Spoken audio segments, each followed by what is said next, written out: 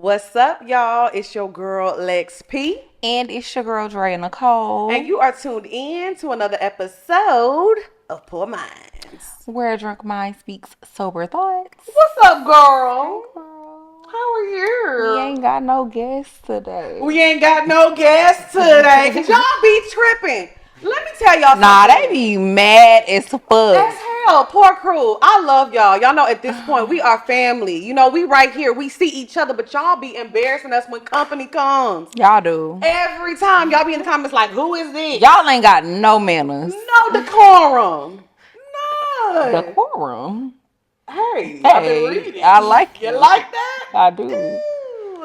I'm telling y'all, listen now. Y'all know we are trying to grow the family, so we got to do what we got to do. But y'all know we always gonna come back with a little solo, and we gonna have our time together. But when we have guests, y'all don't even be watching the episodes.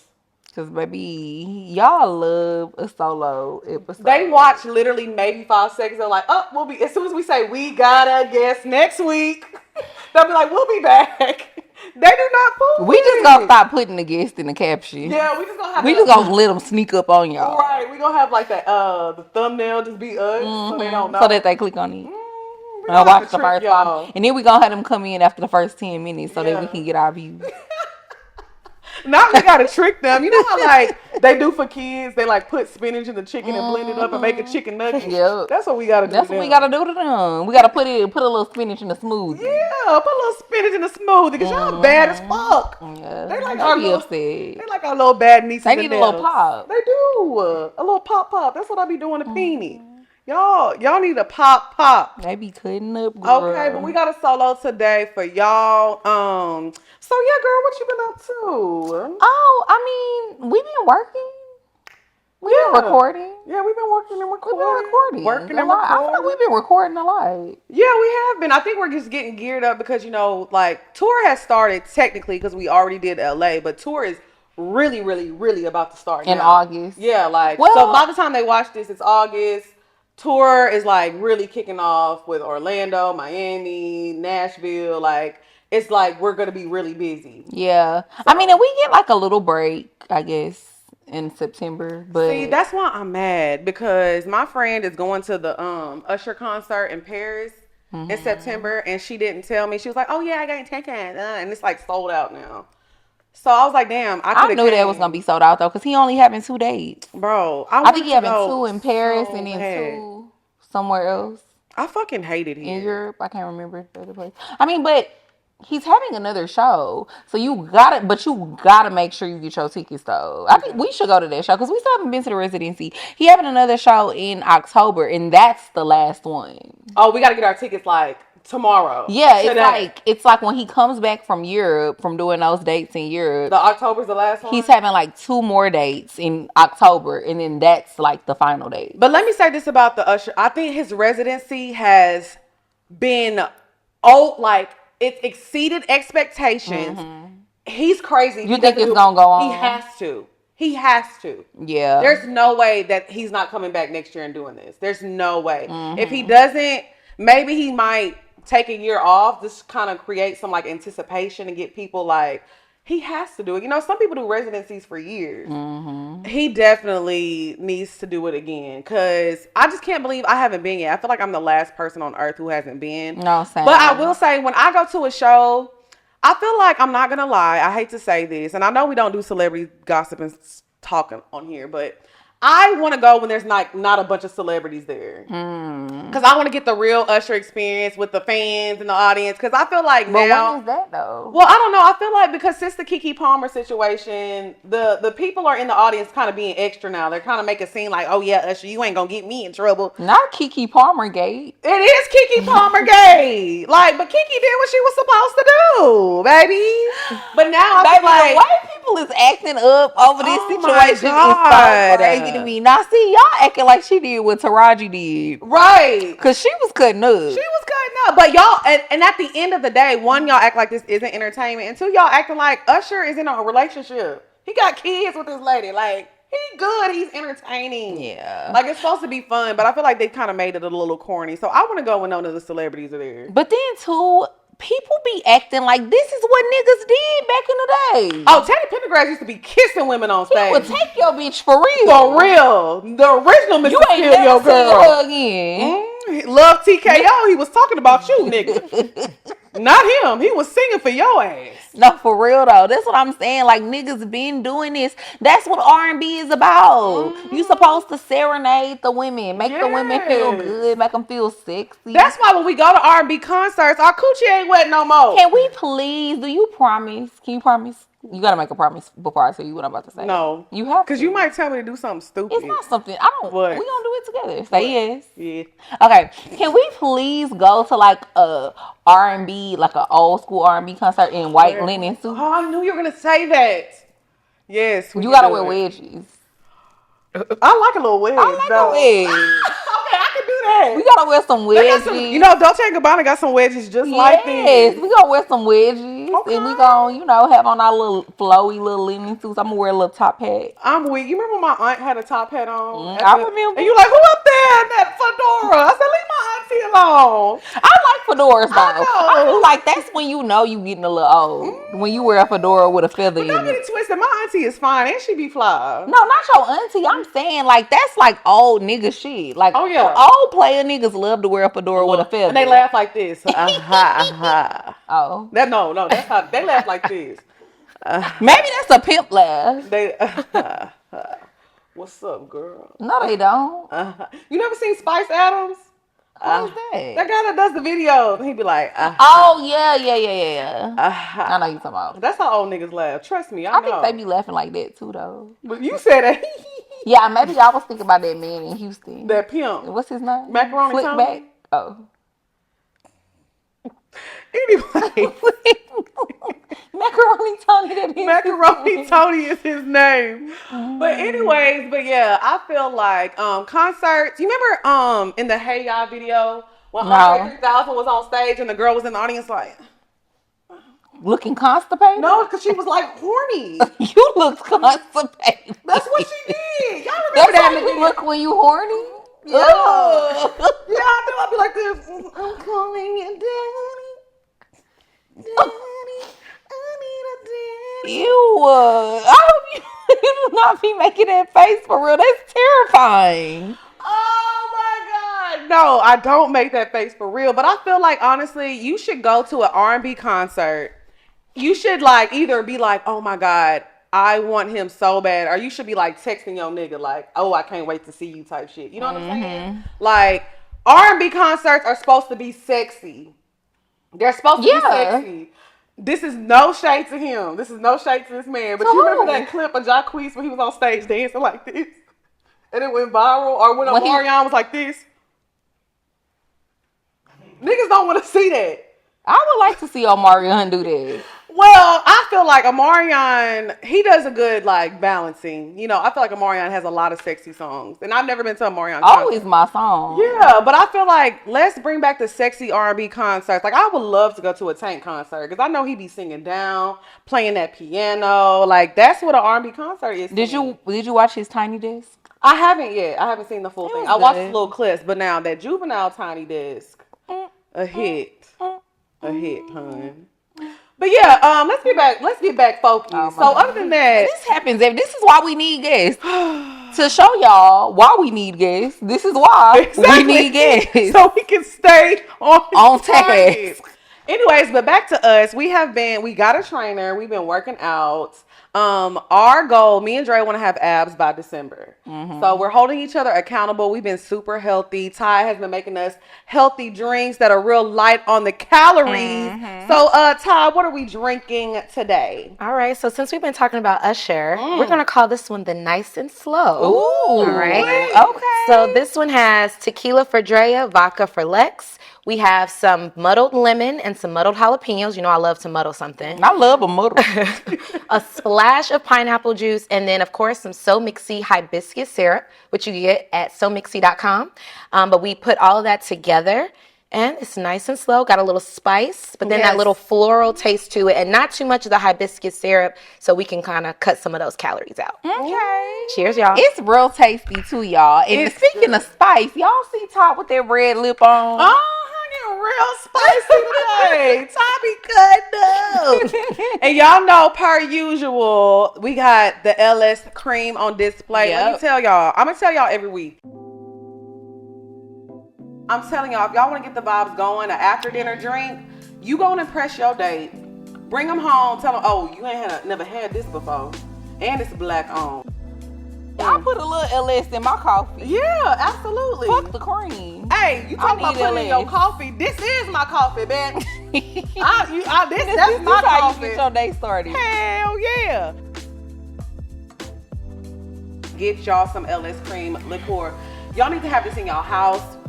Y'all need to go to wherever your favorite bar or restaurant is and start telling them, hey, this is what you need. We want LS. We want LS. Okay, let's get into these mup topics. These what? These mup topics. I'm trying to censor myself. Why? Because I'm an angel. It already been 10 minutes. I think you could cuss now. Did I say a curse word? I haven't said a curse word yet, right? I don't think so. I don't think I said one either. Good. But they might still flag this shit.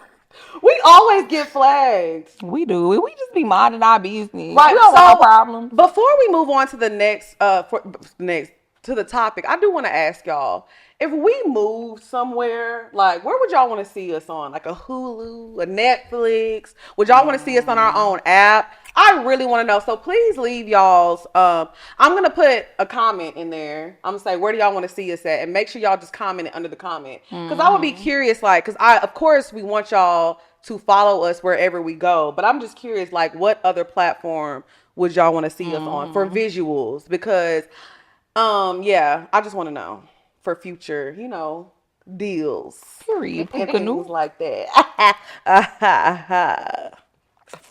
Yeah. That's how we laughing today. Okay. That is how pimps laugh, though.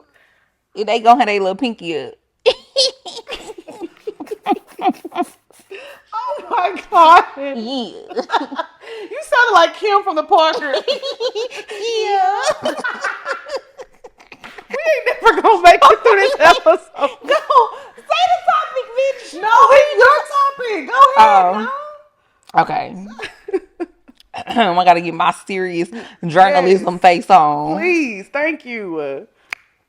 So yeah, for the first topic today. Ooh, Diane Sawyer. Amen. Giving Barbara Walters. Giving Dopra.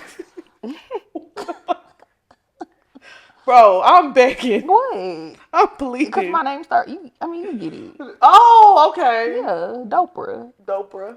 Yeah. Girl, so, anyways, for the first topic today, I would like to talk about your partner being a direct reflection of you and your self-esteem. I think this is a great topic because most people don't realize that the person that you're dating really says how much you love yourself. Facts. Big Or L. how much you don't love yourself. You know, it's crazy that you said that. If I'm Dopra, who are you? Shit, I don't know. I'm giving Tom Joyner. But what's going What?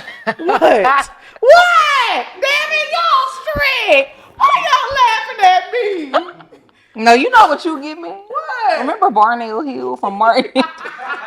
Shabba boy. It's the Barnell Mansion. Shabba.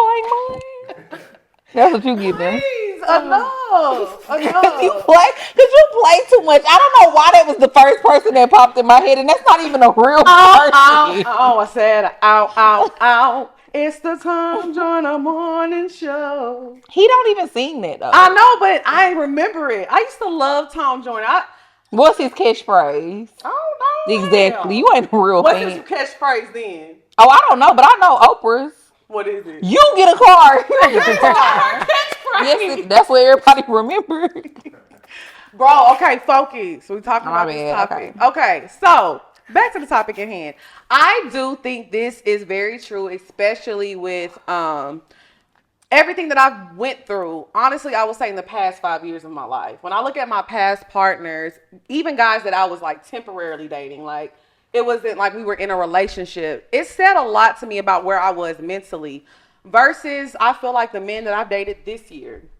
So earlier in the year, we had talked about this, and it was actually a clip, and I was saying how I met a guy in the nail shop, and he paid for my nails, he paid for my feet, and we ended up going on a date, and we ended up talking for, how long was that? Maybe like 4 or 5 months, you know, and it was a really good situation. He was really nice.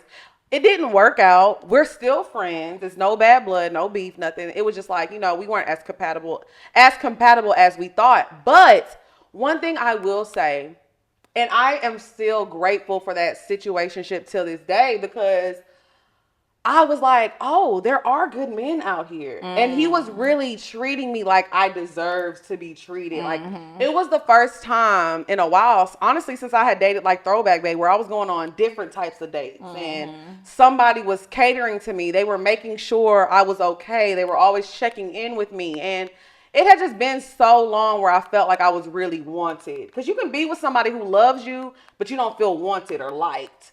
And I think when I dealt with a lot of guys that I had dealt with in the past, and I'm not just talking about my ex that I was on and off with for 7 years. I was dealing with a man who was like on and off with his girlfriend, and she ended up getting pregnant. And I was, you know what I'm saying? It was a lot. And I'm like, why were you being so comfortable with that? And you know why I was comfortable with that? Is because I was so afraid of being alone that I was okay with accepting crumbs. And also I felt like, maybe this is just your story. I was settling, but my confidence was so shot. I didn't even realize I'm attracting these type of men because my confidence is down here and I don't even feel good about myself. But once I started getting back to my normal self and doing that healing and doing that work, that's when the better men started coming along. You know what I'm saying? Like when I really started, you know, getting in the gym.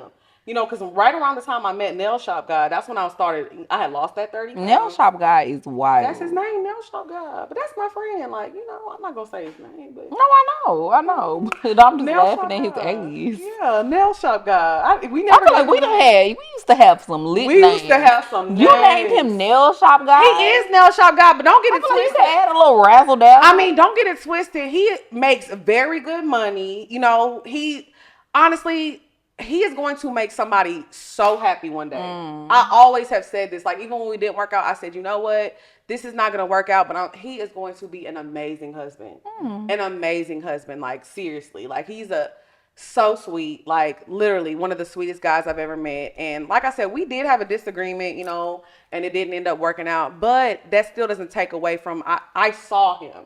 And I know who he is as a person in his heart. And he never gave me any kind of like bad vibes to where I was like, oh, fuck him. You know what I'm saying? Like, he definitely made me mad. Now, don't get it twisted, but he's a good person. So I say all that to say, yeah, Nail Shop Guy. But, you know, we had the lit names when we was dealing with crazy ass nigga. We had Football Babe, Throwback Babe, Big Papa, Mr. 50. We had all these crazy ass names, but they were also crazy ass niggas. Ooh, crazy ass niggas ain't even the word. Yeah. And speaking of Nigerian Babe. Yeah. Speaking of them crazy ass niggas though, remember I had Houston Babe?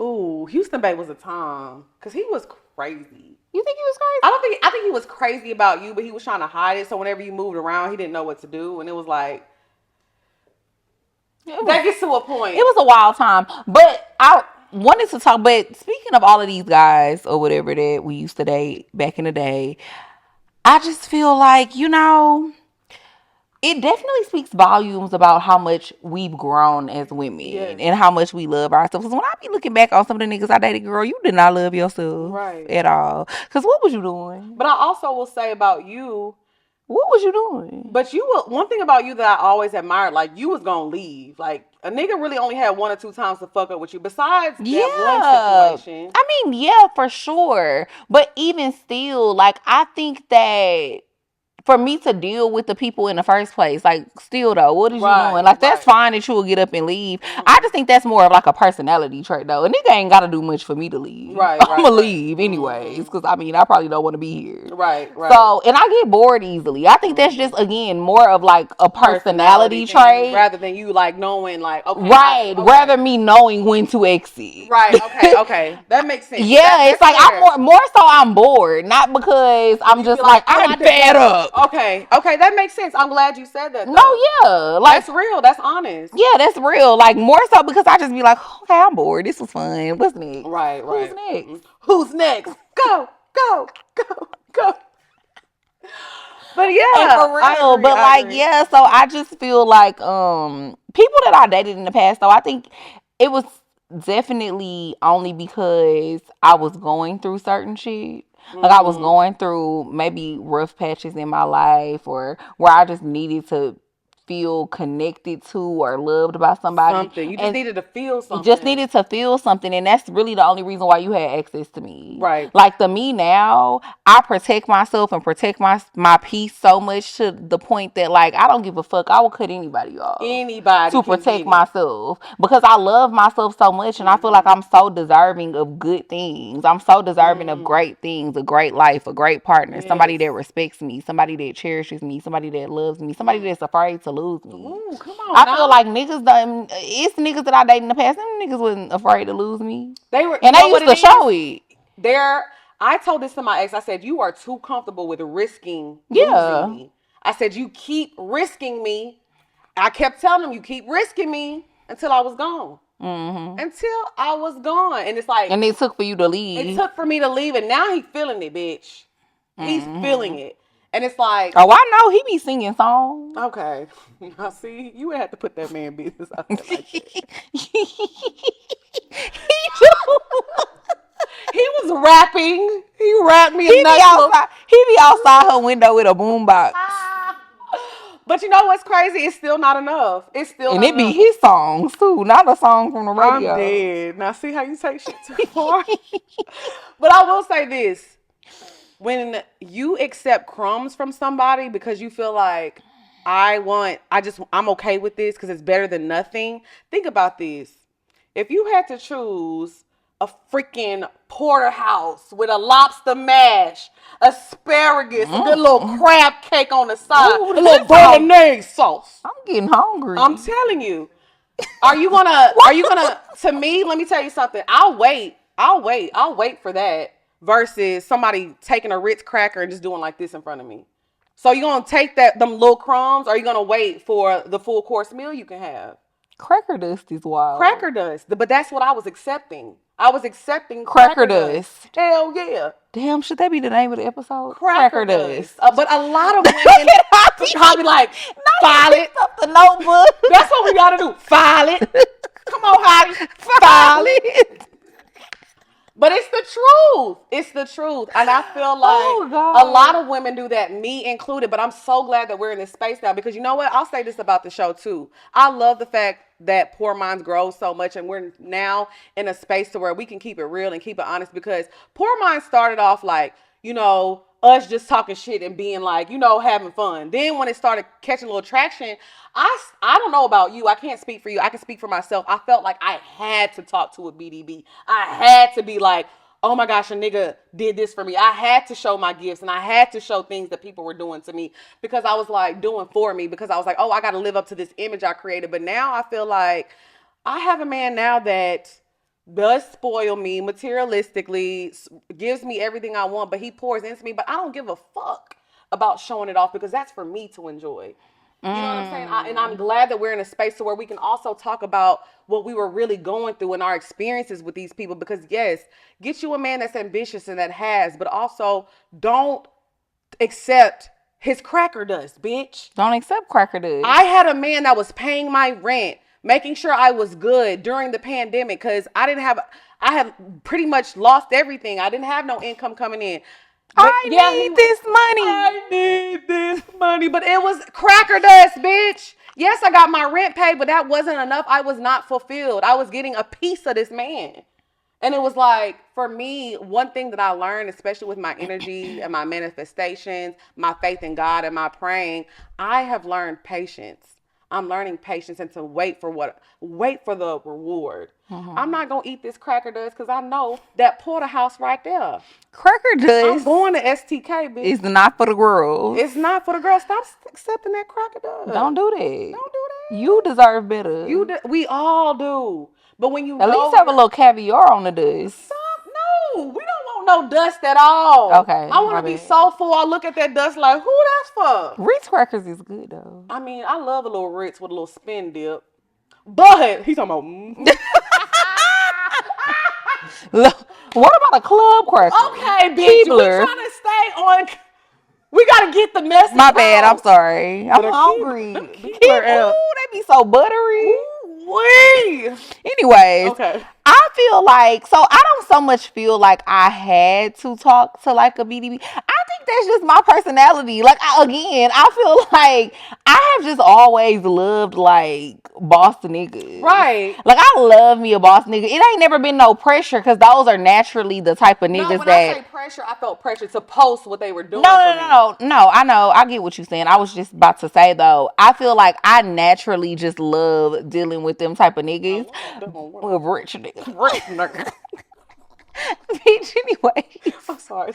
But I think that when I was younger, the things that I was willing to put up with for the lifestyle or to be adjacent to the lifestyle or be adjacent to the niggas was some bullshit. Yes. That now that I'm older, it's like, bitch, I would never. I don't give a fuck about none of that shit.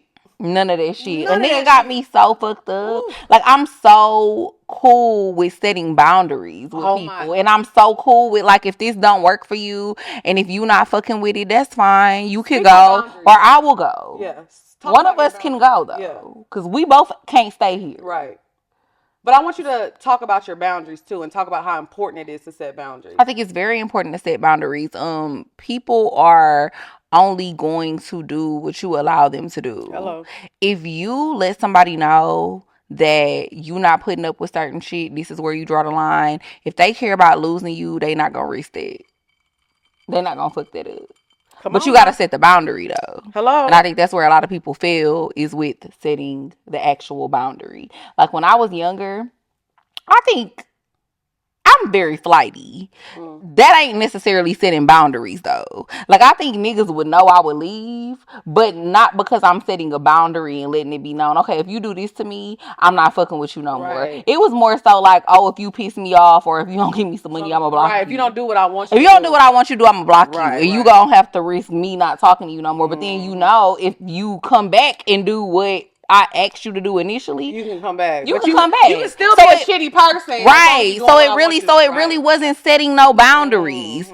Now it's like, if I'm gonna let you know, number one, up front, what I'm cool with and what I'm not cool with. Like, we're gonna have those conversations. I think uncomfortable conversations build healthy relationships.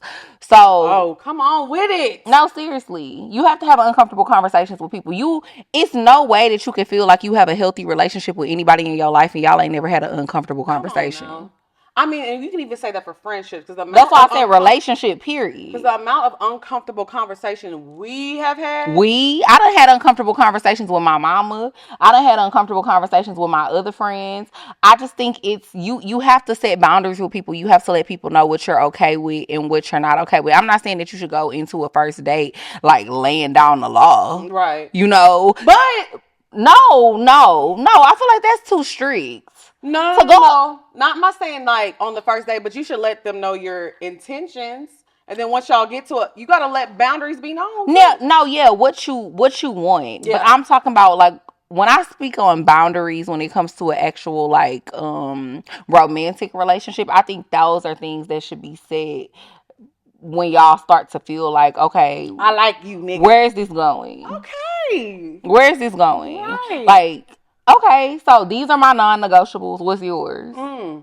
This is what I'm willing to deal with. This is what I'm not willing to deal with. I think that's some bullshit.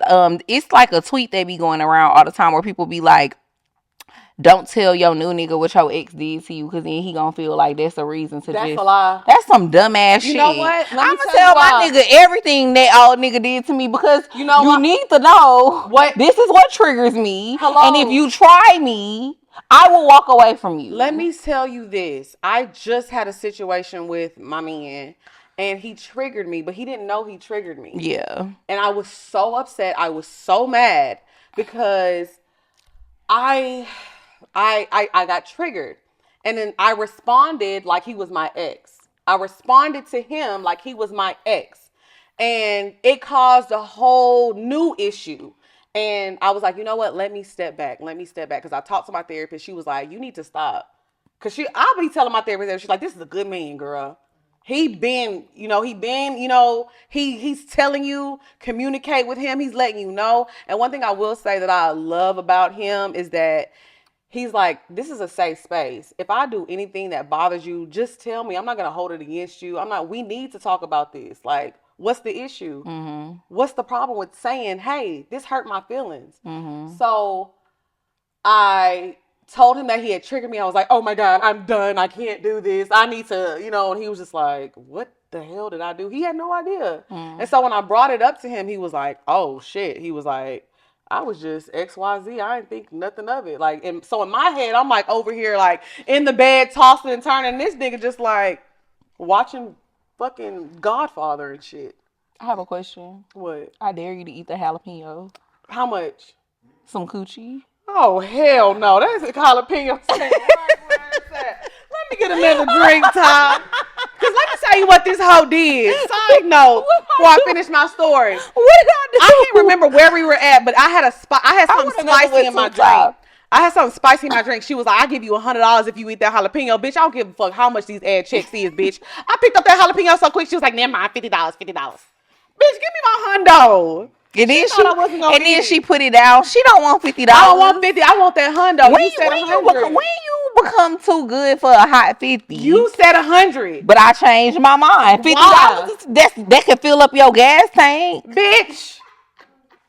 You still ain't eating. You're not a real eater.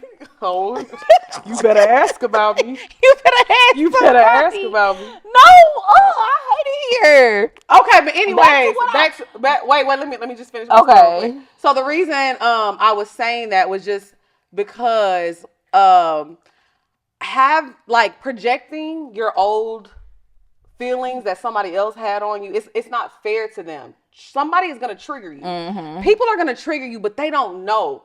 Because honestly, what he said to me was a joke, but I took it so wrong. And I was like, hold on, man, this is not him. You cannot do that. So I feel like that's why it's important. Hey, these are my triggers because this is what my ex used to do to me. And this is what hurt me. And this is what broke me down. So now he was like, oh, I didn't know. He was like, why you just didn't tell me? I can't read your mind. I don't know what's going on unless you tell me. Right. And it was a good conversation. And now that's my man. We love. And so real quick before we move on to the next topic, just going back to what I was saying about setting boundaries and like, teaching people how to treat you. I feel like when I was younger, like I would stop talking to people or cut them off because I felt like that was my leverage. Like, okay, I'm gonna cut you off. You don't want to do what I want you to do, but then I know like niggas fuck with me, so you gonna come back and you gonna want to fuck with me. So you gonna give a fuck who don't. Period. So you gonna come back and you gonna do what I want and we can be cool again. But now I'm in a place where it's like you're allowing disrespect as long as somebody gives you what you want, right? So now I'm in a place where it's like can't no nigga, like if you got me fucked up, you got me fucked up because I don't need shit from no nigga. Anything that somebody do for me, and don't get me wrong, like that's a part of a relationship that's important to me because I feel like giving is one of my love languages. And I just like nice things and shit like that. But I'm gonna only deal with somebody who does nice stuff for me. But like just because you doing something for me don't mean that I'm gonna put up with your bullshit. And if you fuck up, you can't think that you're gonna buy something and that you can come back into my life. And I said all of that to say I used to date this guy and our relationship was very much back and forth like that. And then I cut him off finally. We stopped talking and then remember he bought me a purse. And then he thought, oh yeah. Because normally in the past, it would be like, that's what it would be. Like you buy me something or you give me some money and we back, or you pay my bills, we back to what we used to be. But it was like he did that shit and I'm still like, no, I'm not fucking with you. And I haven't fucked with that nigga since. And I'm not going to, because it's like you're not going to disrespect me. You can't think that you could just buy me.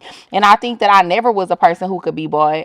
But I think that when you're younger, you just want shit. Yeah. And you can't afford it. So it's like shit. It's crazy because the same thing happened to me when we went out with Football Bay a few months ago. And, he always still to this day will randomly cash at me, buys me things, gives me things.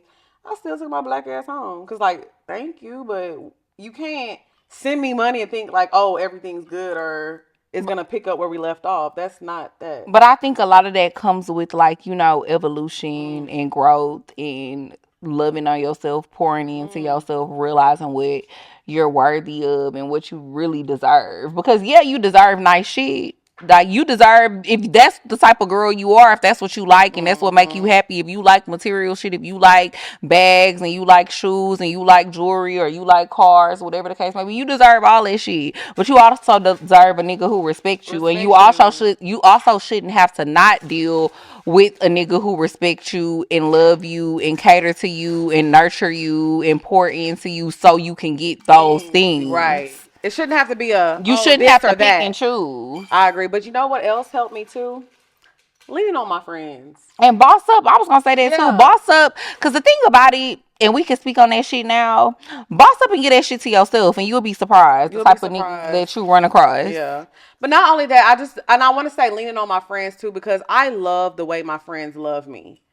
So it taught me, and they gassed me up, and y'all build me up so much to where it's like, I don't need a man to make me feel good about myself, because I started feeling good about myself because I have women around me. I have my community, and y'all just make me feel like, y'all let me know like, girl, you that bitch.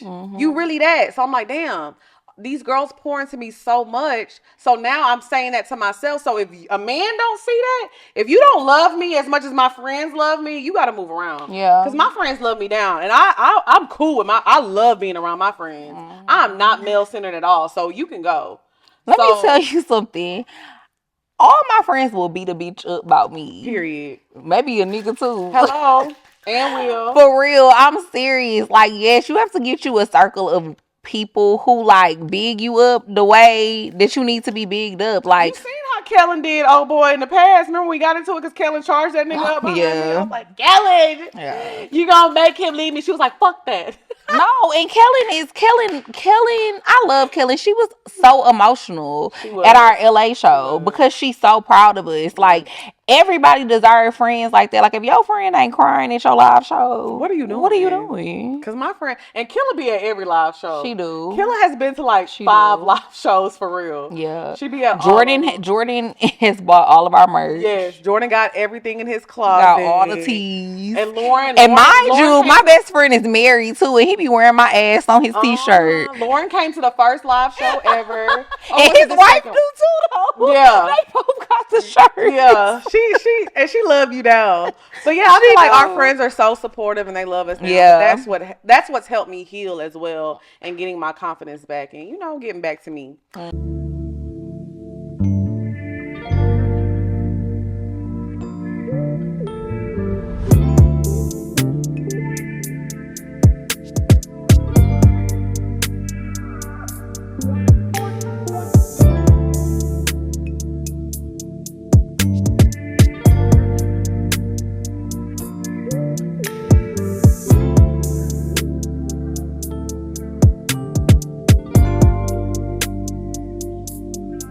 Hey y'all, so make sure y'all go to my website musebeautycollection.com and get your limited edition Drea Nicole t-shirts. This is one of the shirts, and then Lex had on the other shirt in their limited edition, y'all. So once they sell out, they gone. www.musebeautycollection.com. Get your t-shirts, get your lip gloss, period.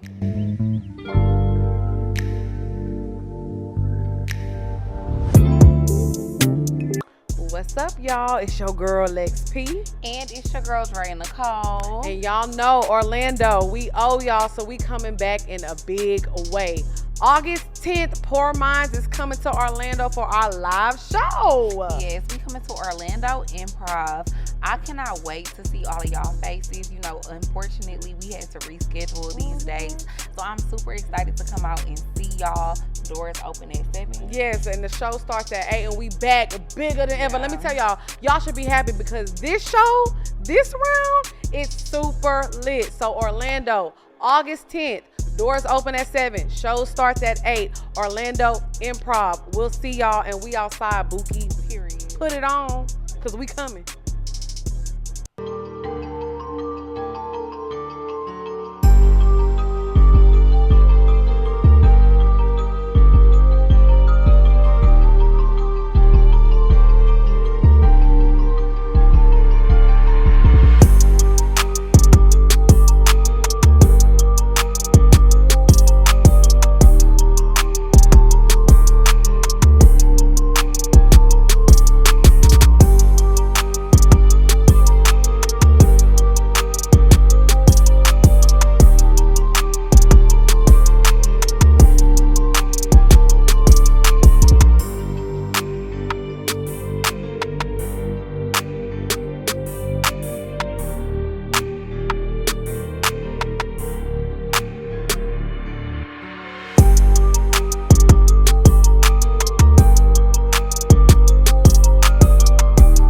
Okay, we got to move on to the next one. I'm gonna let you introduce this one too, because this one was yours too. No, why? Come on, Doper. Thank you, Tom. Lawn Joyner. Lawn Joyner. I like it. It's cute. So, I wanted to talk about, for the second topic, I think sometimes people only want to date people because you dated them. Or because somebody that they might like want to be like or look up to or have beef with, animosity towards that person. You only want to date somebody because that person was dating them. You wasn't even interested in that nigga, or you wasn't even interested in that girl. You would have never looked her way. You would have never looked his way. But now you want to date them because your enemy used to fuck with them. And I think that's sick. It's so sick. Let me tell you, I have never... Maybe I have experienced it, but I didn't know about it. But a close friend of mine actually told me, she was like, hey, you need to stop dealing with this person, because I actually had somebody say to me, oh, yeah, XYZ, yeah, he used to fuck with Lex, and I fuck with him too. And she was like, the whole conversation was not so much of the nigga that she fucking with, but it was like how she's fucking with, and I hate to say this because I don't look at myself like that, but how she was fucking with Lex P's nigga. She was like, that's how the whole conversation was. What you look at yourself as, Lon? I mean, I look at myself as a regular girl. I just happen to have a podcast, that thank God does, pretty well for itself. But I'm not fucking out here like, I ain't no fucking Beyonce or no Rihanna. I'm still a regular person. I don't know. It's giving Houston Beyonce. Beyonce is wild. You've lost it.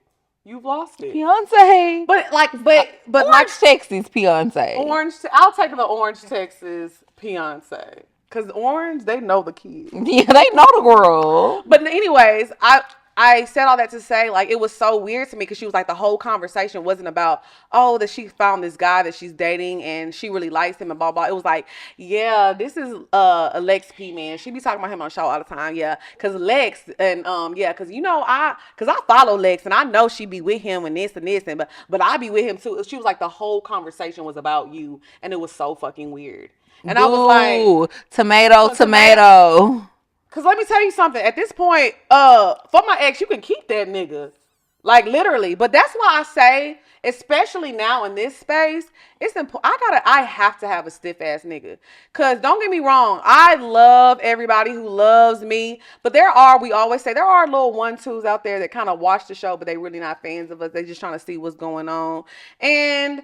a lot of the girls out there be fine. Women be fine. Women be looking good. So I need a man around me that's not tempted. Because sometimes a girl will slide in your DMs, you thinking that she all about you and it's just a bad bitch whole time. She just trying to fuck with you because she heard Drea used to fuck with you. Or she know that you fuck with Drea, so she trying to see if you on go so she can put it on the blog, so she can send it to somebody. You know them little small blogs that be posting us and posting our business and shit like that.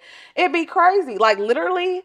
Somebody posted my man had posted, he never posts. He is not an online nigga. He finally made a post, and obviously he had posts in there from our trip.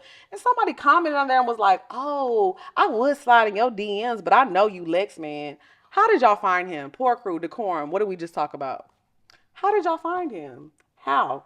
I've never added this nigga. Never. Like, we talk a little bit every now online, like, where people can see, but it's not like, I talk to everybody online. Wanting to fuck with somebody because I fucked with them when I'm gonna lie about fucking with him anyways is crazy. Cause I'm gonna be like, girl, who? I never fucked with him. Never. Mm-mm. Who? Who told you that? Who said that? Do he got a picture of me? Who said that? He got my number in his phone? I've never seen him before. I never seen that man. He do got your number. That's not my number. What did they call it? You gotta answer like this. Hello. But what's crazy about it is, like, sometimes y'all know me. But y'all can comment on nigga pictures that could have been 2-3 niggas ago. Knowing a bitch like me. I'm telling you, I'm gonna lie. If it's not my current nigga, I'm not claiming none of you niggas. So how many? 3. How many niggas you fucked? 3. 3, yeah. 3. I'm really on 3. I don't know about you. No, I'm really on 3. Same. I'm really on That's 3. crazy. That's good being. Good girls. But yeah, I think it's in a weird territory. But honestly, not even for us. I feel like a lot of times y'all see women, and I can only speak for women because I'm a straight woman and I only date men. Are so you? I see things. Yes. This is the second time you kind of been trying to throw that coochie at me. And I don't like that. I'm not trying. You said this. Are you? I said, are you? Because No, you didn't say it like that. You winked. I did not wink at you. I said, are you? My lash probably a little low. That's what it was. Or it's probably just hibiscus. Not the hibiscus. Hibiscus. But no, I say all that But to say no. the reason I'm just speaking on women because, like I can say, I see it. I see a lot of girls on Instagram. It's very few women that I follow that I'm like, damn, she really living that life, and whoever she fuck with is really doing their job. But I know that a lot of times a lot of people follow them because they want to know who she fuck with and how they can get their hands on somebody like that. And oh, let me find out who she is. I've literally seen a girl post her nigga because she was getting things and she finally posted him. That nigga followers went up dramatically just because I went to go peep and see, and I was like, you bitches be weird. And I know y'all was sliding his DMs. I've seen women a lot be like, damn, I posted my nigga. I see women say that in their close friend, I posted my niggas and all you bitches started sliding his DMs. And I'm seeing this from, like, of course, like popular women and popular girls, but that's why, and I don't even put myself in the category as like a popular girl, but like, you know, people know who I am. So I just feel like I have to protect my peace because why do you want somebody because they're doing this for her? Because just because they're doing that for her, don't mean he gonna do that for you. And then if he's still dealing with her, you don't know what the situation is. So that's you trying to just get them, what we call it, the cracker dust. You trying to get that motherfucking cracker dust because you see her eating that porterhouse steak. And it's getting weird. It's getting weird. So I feel like a lot of times people do that. It's very weird behavior. I cannot relate. Anytime I seen a girl post a story the other day. She said, now I don't know if the story was real because you know a lot of people be lying for engagement. I'm not saying that she is, but I don't know how, whatever. But the story was basically that her man took her and her friends out to celebrate something. And he paid for everybody. And then after the fact, one of her friends was like hitting her man up. And then basically the friend was like, oh, we're not friends. You just my associate type shit. Like I said, I don't know how true the story is or exactly how it happened. But I feel like, first of all, why are you inviting somebody out that's just your associate? That's what was kind of like, is this story real? Did this really happen? No. I don't know, friend. I mean, I feel like we all hang with associates sometimes. Like everybody ain't your close friend. I get it, but I'm not gonna lie, Drea. If I'm celebrating us like having a sold out tour or something, and my man is like, I want to take you and your friends out, I'm inviting you, Lauren, Killa, my sister, and I saw the friends I got. But I'm saying, you got other people. I'm not inviting associates. If you have other people that you're cool with, friend, that I know that live in Houston. That if we had something, Allie, you would. Yeah, and Allie. I could think of like. Allie's not an associate though. No, yeah, Allie is a friend. But I'm saying like you have other people that you're cool with, so where it's like maybe you might not hang with them on a normal basis, but you would invite them out to celebrate. That's cool, but also they would never be like trying to holler at my man and be like, oh, well, we're associates. We're not friends. Well, first of all, if a bitch tries to holler at my man, we not gonna be nothing no more. I'm not even gonna say nothing. I'm not even gonna address it. I'm just gonna cut you off. On top of that, my man is a snitch. He is? He gonna tell me. No, my nigga like that too. Yeah, he gonna say it. My nigga is a snitch. He gonna say a big snitch. So I just think that behavior is like weird. It's like, and that's my biggest fear though. All my niggas been snitches though when I really think about it. Do you fear that? Like your man fucking a listener? Because one of my homegirls who has a podcast, that's happened to her before. Her man fucked a listener. Like he was a fan of hers. And he like, of course, I mean, he didn't know it, but after it all came out, it like came out like he was low key, like she was low key kind of obsessed with her type shit. That's crazy as fuck, right? I think men gonna be men. I think as a woman, you not. I don't know what. I don't know if I want to say this. Say it. I just think that you always gotta worry about your nigga possibly fucking somebody. Oh Lord, I'm not built for this. That's why you gotta check the background. And I'm not saying that like all men, because I remember we used to say this all the time on the show. I'm gonna ask Ty. Ty, do you think all men cheat? At some point in their lives, yes. Okay, that's where I'm at with it now too. I feel like we used to always say all men cheat. I think that if a man find a woman that he really love and he really care about, Not. mm-mm. I'm not But gonna lie. I think everybody, as a person who has cheated, am I a cheater? Would I consider myself a cheater? No, because I don't cheat consistently. Right. I haven't done it all the time. I haven't done it in every relationship. I've done it before. And I think that everybody has done some form of cheating before, even if it wasn't like the physical act. You was texting somebody who you knew you shouldn't have been texting because you was in a relationship. You might have went on a date. You knew you shouldn't have went on a date. You ain't tell your nigga about that date, or you ain't tell your girl about that date. As a former cheater, I'm not cheating on Not you. playing. I'm playing. She not a cheater no more. I'm not lying to you. If you can take me from my nigga, you cold as I'm not going, bro. And I have not ever, I ain't never said that. No thanks. I'm not going. Like, I am not going. I believe just because, like I said, I feel like I've never really been in a healthy situation. It's so healthy and it's fun. And I feel like this is my friend. Like, remember how me and you met and we just like hit it right off the bat? We was friends. Like, we met and we were friends. Like, we were like texting. I mean, actually. What? We were friends, bitch. Actually, we met. And then we just used to look at each other at work for like 3 months. But I'm talking about when we first. And then I told her I had some money for her, and then she was like, "That's a lie. Besties. That's not how that happened. Besties for life. That is not how that happened. It is how it happened. It was a slow day at work, and then we had a conversation after that slow day. Then we started making money together. Well, first of all, I'm playing. It's definitely not. But no, for real, on a real note, we really was working together for like 3 months and never talked to each other. We never talked to each other, but that's how both of us are. We're not really friendly people talking. And I told you, can I be? Go ahead. We was real cool, and then you became the manager, and then I was like, "Oh, I gotta be cool with her because I'm gonna come late." You were you. I was like, I don't never be on time, but this is my friend. I've been used and abused. And I remember I would always text you. I'd be like, "How is it? Is it busy?" You'll be like, "No, you can come in an hour. Cool, bestie. See you in an hour." Using me and abusing me. I feel. No, Lex is a really hard worker. Like, you really was like a bartender, and you became the boss. I mean, I'm not kidding. I feel like where I'm at in my life right now, I think everybody, even on the staff, can say that about me. Like, I'm fun. Don't get it twisted. Yeah. But when I'm talking business, bitch, I think everybody kind of knows. Big business. Yeah.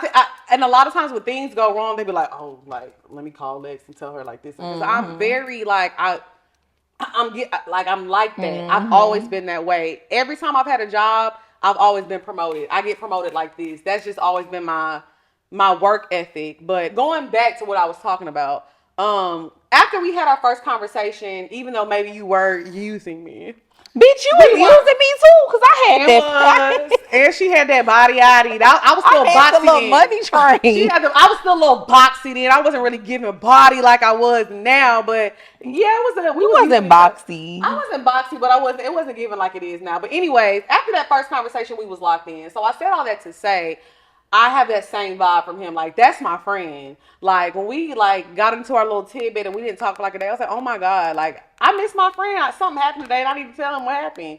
So, I feel like, yeah, I think cheaters can change. I'm not going. Like I said, I'm not going. I'm really not. And I'm not gonna lie. Every time I've cheated, it wasn't like, and I know this is an excuse. I'm not trying to make it seem like, but women cheat for different reasons, I believe.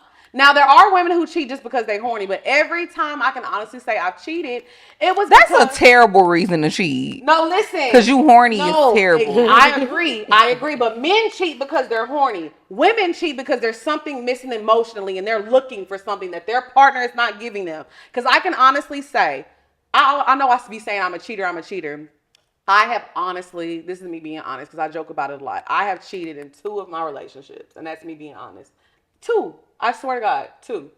That's it. And the both times I cheated, what? Why are you laughing? It's the truth. Because I'm just laughing at how you trying so hard to convince me like I haven't been here the whole time. It's only been twice. No, it has, but I'm laughing because because you lie so much. I lie You're really trying so hard. I know you're gonna be like, bitch. So they're gonna be like, it's only been 2 times. It has only been 2 times. So I will say the 2 times I did cheat. I was missing things emotionally. I was looking for something to make me feel, like you said earlier, making me feel something like. I make you feel. Yeah, but that's what I'm saying. That time I was kind of a little male centered. I used to be very male centered. I used to be. I want to be your girl so bad. Y'all, okay, I told y'all Drea want me. This is the 3rd time. I told y'all this bitch want me. Nice and slow. Girl, first of all, she want that porter high. Ew. First of all, I'm kidding. I'm really. You want to be you know why you want to be my girl? Because I give off that energy. Like, what energy? I'm going to take care of you. I make my bitches feel good. Lex, I cannot with you. I'm okay. So done. Okay. Back to the topic. Back to the topic. I had said what I said about like cheating and stuff because I just was basically saying I feel like period. You always got to worry about your nigga going. Cause niggas gonna go. But you don't have to worry if you that bitch. Not worry, bitch. I ain't worried. I mean, I feel like you know that I ain't never worried. Yeah. But it's still like it's a possibility. Like I wouldn't be surprised. I feel like certain women. I feel like for some men, like it's some niggas who gonna go for any girl. Anything. Like they just horny. Like they just want some pussy. And then I think it's certain niggas like it has to be a specific type of girl to pique their interest. You know what I learned? But if it's the right one, a nigga might go. A nigga gonna go, but guess what? Let me tell you something that I've learned too. And this is why I love the fact that my confidence is back and I truly believe Return of the Mac. I am that girl. I am so serious. Personality, fire. Body, fire. Pussy, fire. Look good. Everything. I am an escape. When you with me, we can be in my living room watching Netflix. You gonna feel like you on vacation, bitch. I'm a vibe. I'm a good time. I know my energy. I know who I am. So yeah, you may wander off, but I'm telling you, I'm gonna be gone and you gonna miss me. You gonna be on my phone rapping verses just like my ex was, because they always want to come back. And you know, a lot of times people say, hold on, because people say, oh, he just coming back because you're convenient. No, he coming back because I'm different. I'm different, and I know I am. But I know my value, and I know my worth. That's why I'm not accepting the cracker dust. Hello? Let's move on. And that was a word. That was a poem. That was We're going to poetic. call it cracker dust. Very poetic. Yes. Snaps, huh? That was good. That was good. Real good. You felt that? I'm empowered. You should be. I too am that bitch. Yes, you are. I am. I look good. Face card. Never decline. Don't decline. Personality, 10. Ambition, 10. Everything, 10. Coochie, 10. Yeah, all that. I'm telling you. I'm not perfect, but I'm worth it. What Missy say? Is it worth it? Let me work it. Put my thing down. Flip it and reverse it. It's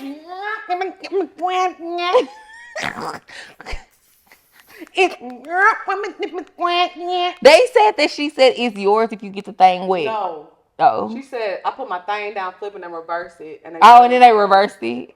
Somebody said that's what they said. Don't fail me now. That's what they said. Missy, if you see this, can you please come on the show? A bot. Please. I gotta turn the head out. Can we sing that today?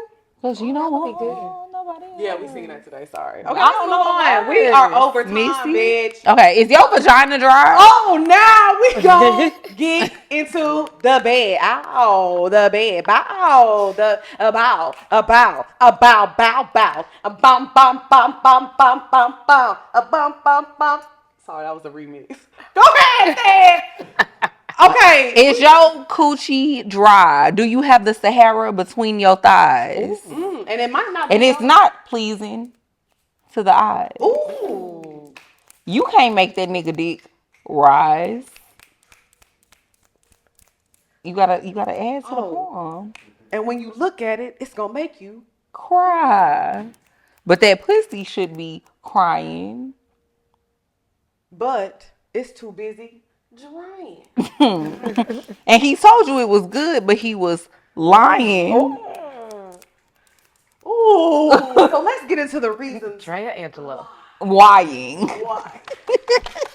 Oh, that was a good death point. That was a good. Damn. What? Y'all are good at this. Yeah. Yeah. Come on, Drea. Okay. Why is your coochie dry? Why is your vagina dry? Let's get into it. Okay, because honestly, I feel like a lot of women, we talk about ED a lot and stuff. So we want to talk about vaginal drying and things that could cause it. So a lot of times this has nothing to do with you. You know, you can't help it. Our body has functions, okay? So it's crazy because that clip that we had that went viral, and we were talking about wet coochie and, you know, using lube and it's okay, drinking water. A lot of girls was like, I can go all night. Coochie stay wet, pussy too good.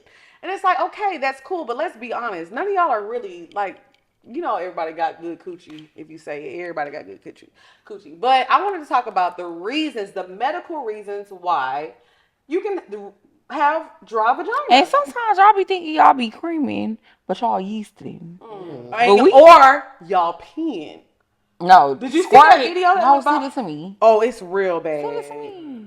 You said, I'm not going to say it. It was bad. Poppy, send it to me. I know you got it in your phone. Oh my God. I said, oh baby, that's not word. You had to go to the bathroom.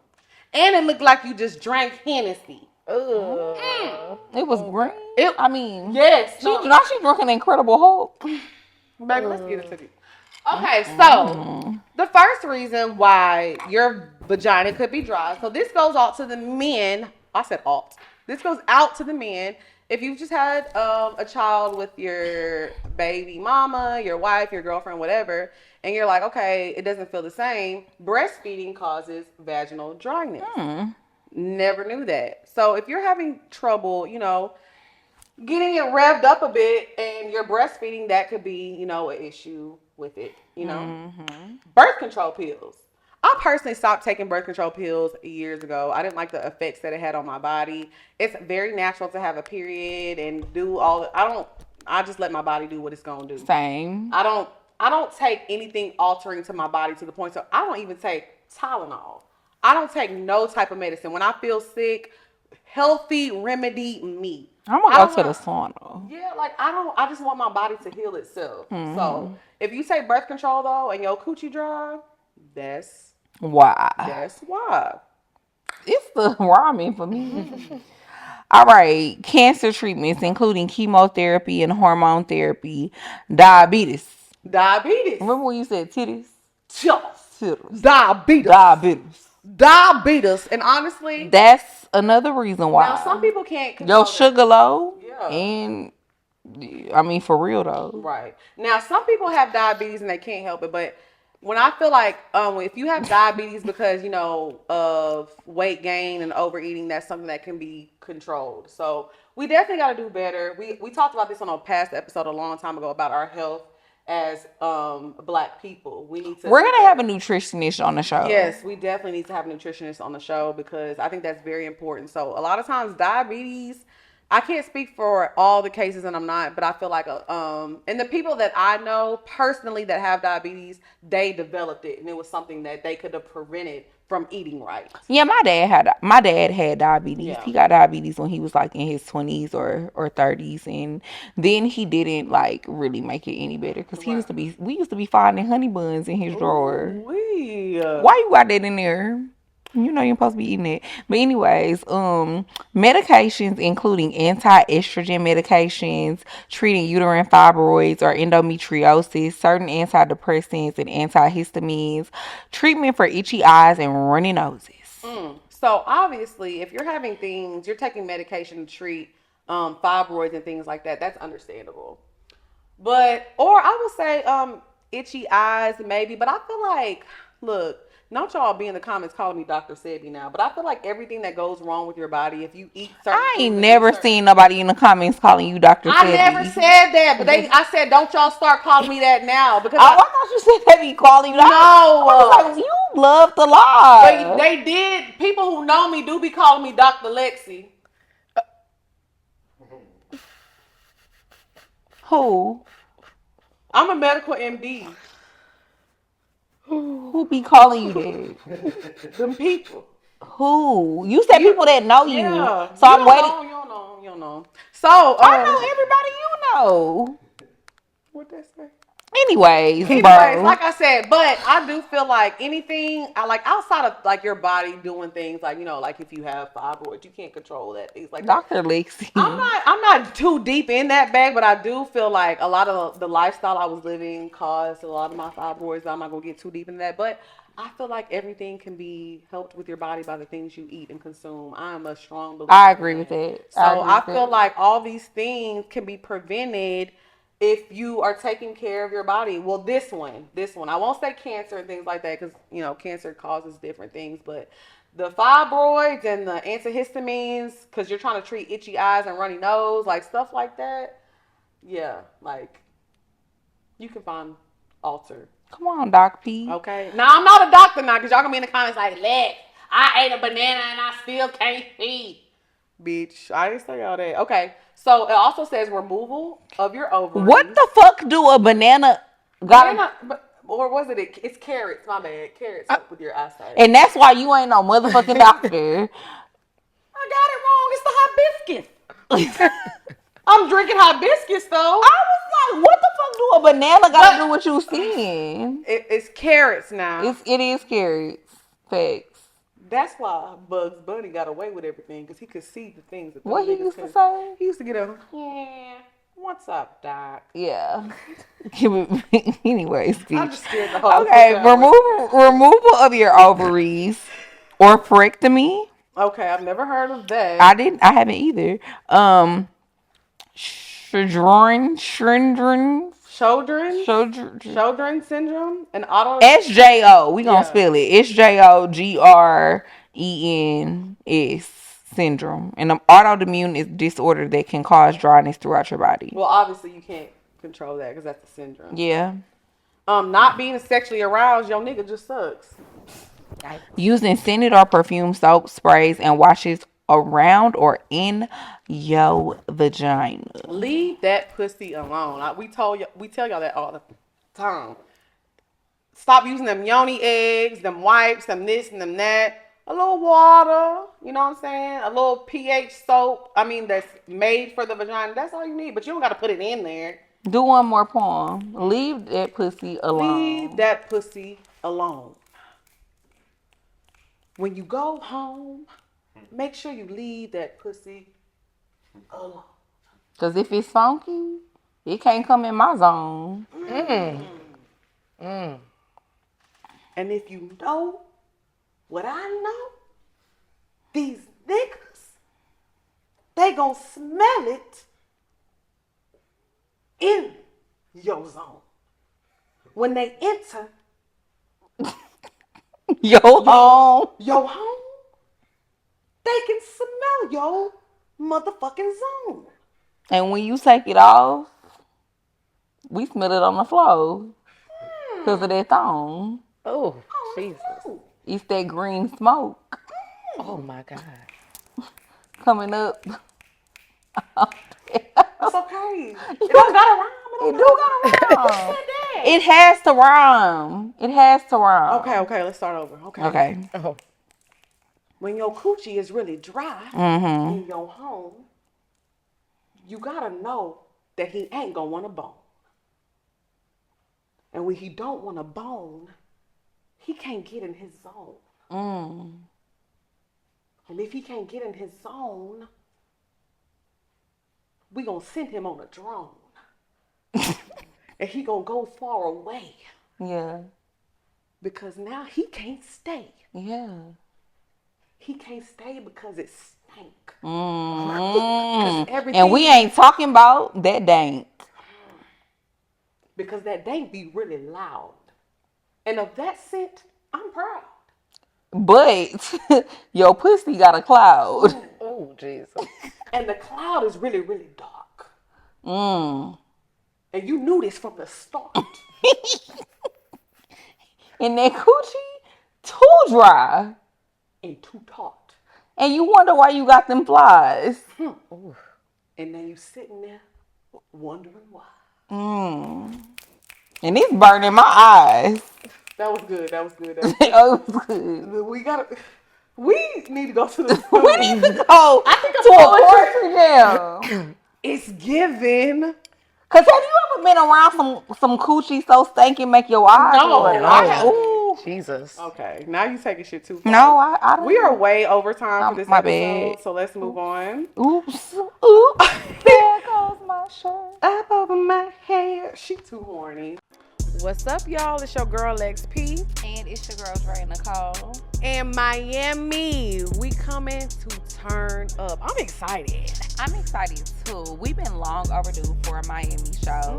And I can't wait to see y'all. It's the perfect way to kind of, I guess, end the summer, because the summer gonna almost be over. And it's like... But August 13th, yeah, we gonna be in Miami Improv. Show doors open at 7. Show starts at 8. Yes, and I'm telling y'all, look, this is right before my birthday too, so y'all know I'm finna be lit and It's turning lit. that. Ooh, I'm finna put it on for Miami. I'm telling y'all, listen, August 13th, doors open at 7, show starts at 8. Miami Improv, y'all, please do not miss this show. Y'all know we gonna have people popping up, rolling up on us. Miami, it's gonna be fun. Welcome to Miami. Period. So I'm Miami. That's, you know, See y'all what soon. the old people used to say, be there or be square. What Will Smith said, getting jiggy with it. All right. Hey, what's up, Atlanta? Guess what? August 18th, I will be at center stage. Yeah, pull up on me. At the end of the day, I'll be at center stage. Fuck you talking about? Hell yeah. Fall with me. Pull up on me. I'm in there though, you know what I'm saying? Center stage type shit. Pull up on me, you know what I'm saying? No capping gonna be done at all. Some of the coldest shit you ever heard. You heard me? Pull up on me. August 18th, center stage, Atlanta, Georgia. Here you talking about. The thing about eating healthy and being fit is like, it's hard to do it by yourself. So I'm just so happy that I got the whole team involved. Dad, and I see you too, Dad, with your mouth. Bro, this is crack. Bro. What? You know, this used to be a food-friendly environment. She being strict as fuck. Like, you need to calm down, because you wasn't even working out 4 months ago. I'm carrying this gallon of water. There's tequila in it. I'm like, I can't even make drinks. The guests don't want to be on no diet. Freak that ain't eating nothing.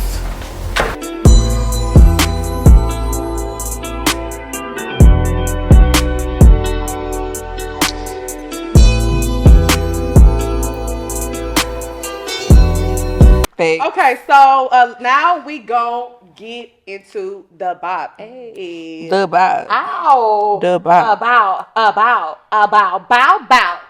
Okay, so my bop of the week, y'all know I love me some Afro beats, and I will say this. The closest people to me in my life are people that I have similar music tastes to. I've noticed that. Y'all, if you date somebody and y'all have similar music tastes, just trust me on this. Even your friends, like me and Drea, we don't listen to the same things all the time, but when I get in her car, I'm feeling It's the a vibes. vibe. It's a vibe, you know, vice versa. Like we always feel the vibes. So I really feel like there's some science in that I don't know what it is, but everybody that I listen to the same type of music, we get along. So my bop of the week is "Come Over" by Melvito. It's a Afrobeat song. It's a vibe.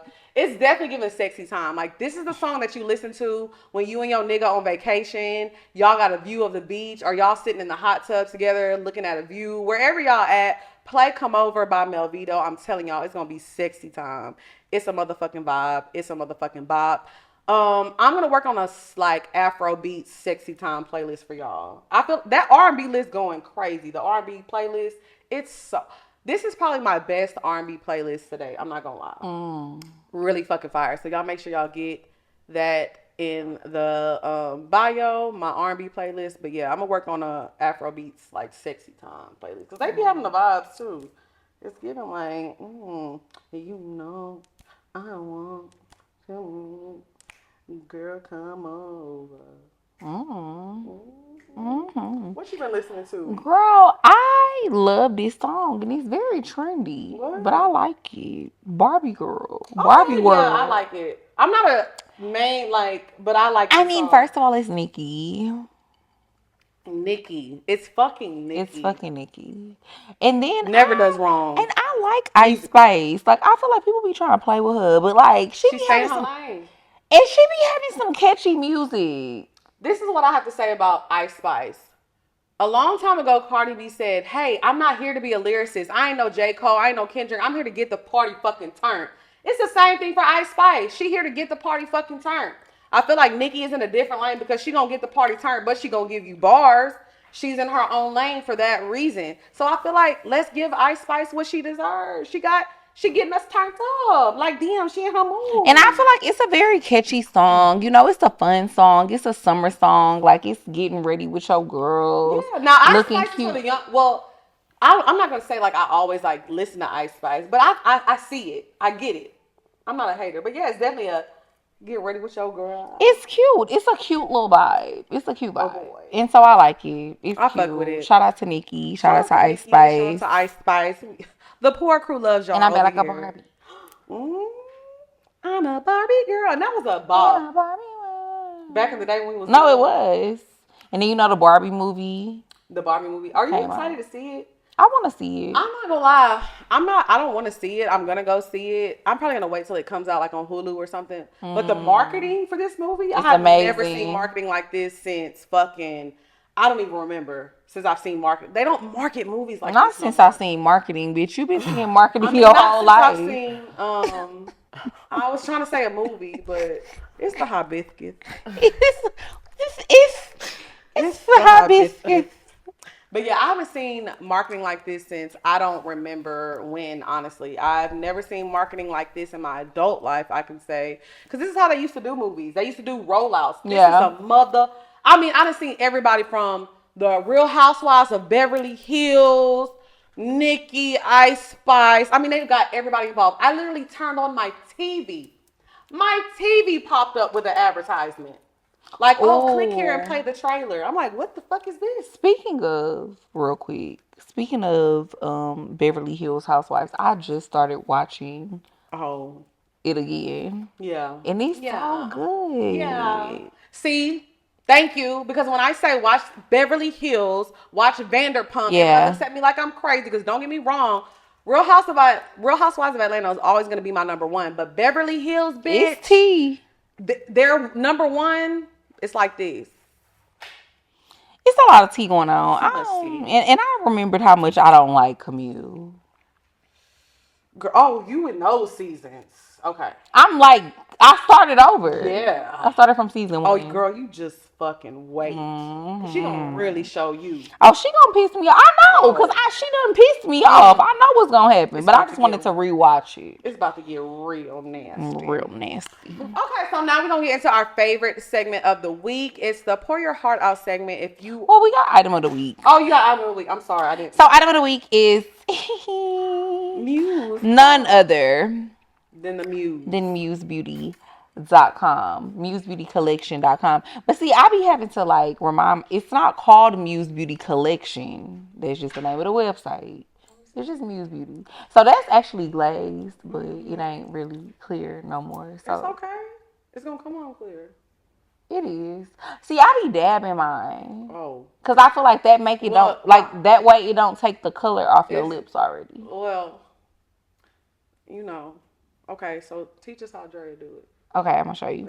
So this is actually one of the matte liquid lipsticks. It's called Cider. This is like my favorite go-to matte liquid lipstick that I have right now. And then it's this one, and then it's another one called Rosé. And I like to use the chestnut liner. And then I use either Cider or Rosé. And then I use glaze, and I put it on top. Except, like I said, I dab mine because I don't be wanting it to mess up. They about to be in comments like, "Ugh, they sharing lip gloss, boy." We So, like what? Drinks.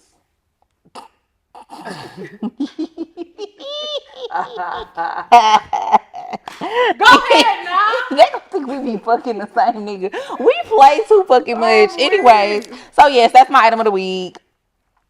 And y'all gotta get the chestnut liner. I'm actually gonna do a TikTok this week, and I'm gonna show like the difference between like mine chestnut from MAC and like Charlotte Tilbury, because mine is a really good dupe, and it's cheap. So yeah, so that's Have you thought about putting Muse on Amazon? No, I haven't, but I should. And you can drop it off at their warehouse, so it'll be on Prime. So when people order it, it'll get there the next day. When you drop your stuff off,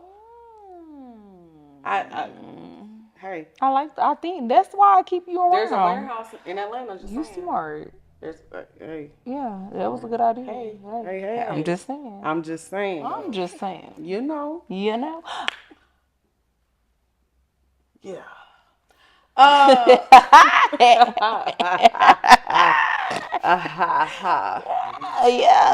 But I think I might do something with Muse for my birthday. We don't see. A little collection. A little one too. Nothing too crazy. Okay, so now we got Pour Your Heart Out. If you want your question answered on the show, make sure you email us at askpourminds@gmail.com. Patreon members, make sure you put that in the subject that you're a Patreon member and you get to skip the line and all that good stuff. Make sure y'all sign up for our Patreon. We update it weekly with bonus exclusive content. So we got the questions today. You want to start or you want me to start? Okay, I'll start. I got one. Oh, okay, go ahead. Hey, Lex and Drea. First, I want to start by saying y'all are my best friends in my head, and I love y'all as a duo. Y'all's dynamic reminds me of me and my best friend, but unfortunately, she is no longer with us. Oh, I'm sorry. That's so sad. That is.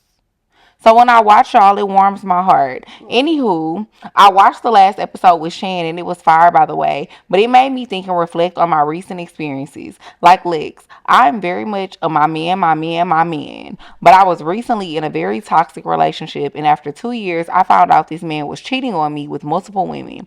And this was the second time I found out, mind you.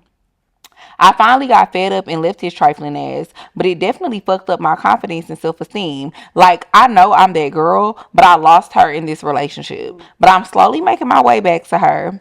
My question is to you both, what do you do for yourself to regain your confidence and change the narrative of being down bad for that man to being down bad for yourself and reclaiming your self-worth?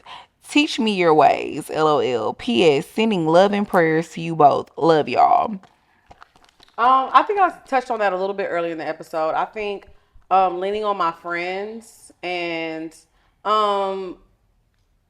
therapy helps me, but also just talking to yourself positively. And I say this all the time, y'all. Get a journal. Every time I write in my journal daily now. You have to build up to that. It's very hard to write in a journal daily because sometimes you don't feel like it. But I will say, when I was at my lowest point, I was writing in my journal daily. So now when my ex does things that used to get me back in, I go back and I read my journal and I remember how he made me feel. And if I can sit down with a clear head and write, hey, you're miserable. I hate it here. And I'm literally unhappy. I'm depressed. I don't feel good. I look in the mirror and I don't recognize who this person is. I'm literally reading. I am so happy right now, but when I sat down the other day and I read my journal entries, I cried because I felt so, and I apologized to myself because I was like, why? When you write in your journal, do you play the Moesha music? Bitch. But you know what I do? I be doing that. You know what I do? I'm not, I swear. No, listen. Because sometimes it like, You play Moesha's music, literally. Shut the fuck up. You don't play Moesha's music. Sometimes I do. You're a maniac. Because why? Now, I will say this. Because it get me in the zone to write.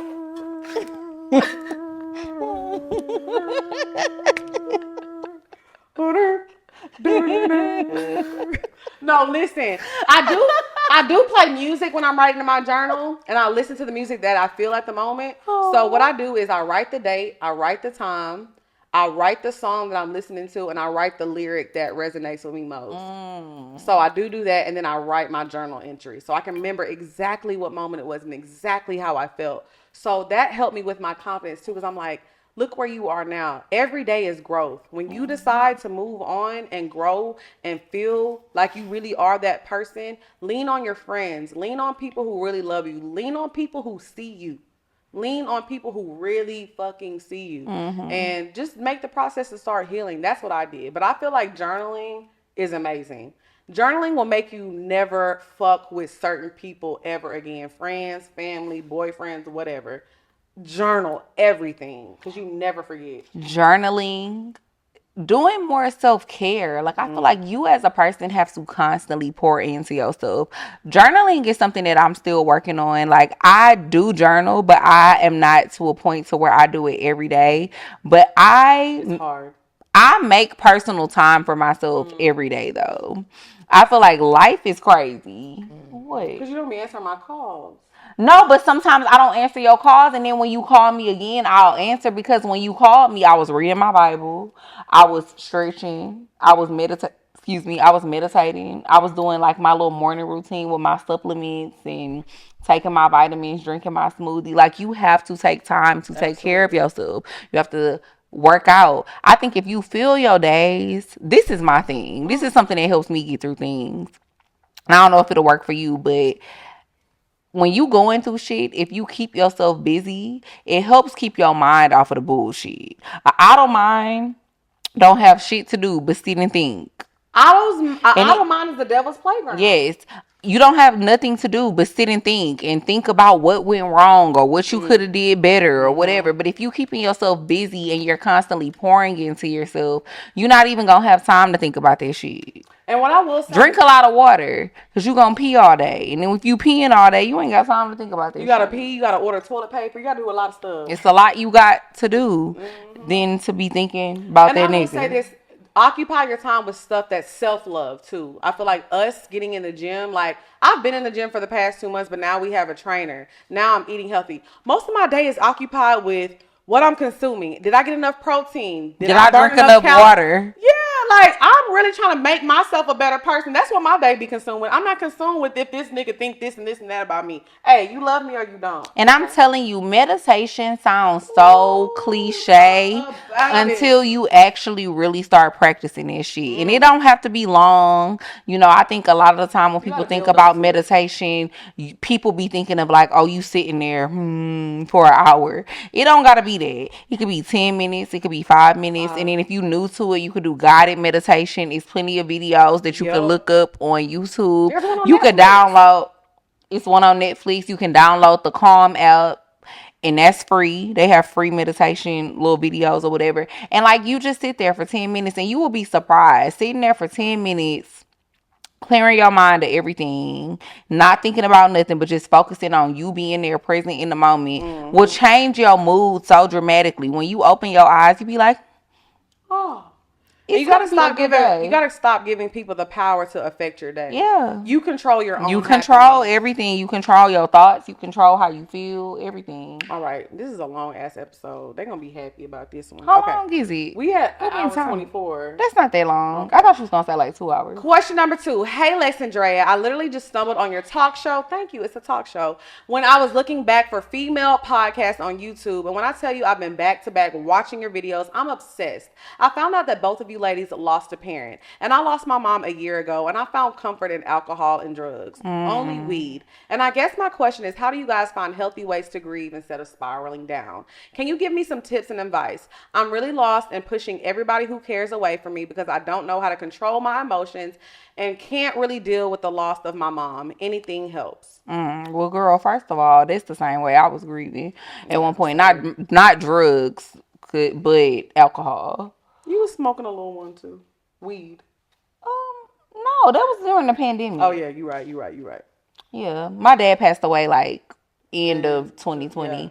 So, and I was just smoking weed because, bitch, I used to like get high. Yeah. Yeah, but go ahead. Yeah, but anyways, but honestly though, Lex is right though. I'm not like, I don't do drugs. Like, so the fact that I was smoking weed a lot at one point, I had a lot going on. That was before my dad passed away. But when my dad did pass away, I was like drinking a lot, and I had to get to a point to where I realize, okay, this isn't healthy. Like, this isn't good. And like, you're doing this to run away from your problems. That's when I got rid of all the liquor in my house. I stopped having liquor in my house. I decided that I was going to do a fast. And so I didn't drink for 40 days. And just doing that really kind of got me back centered.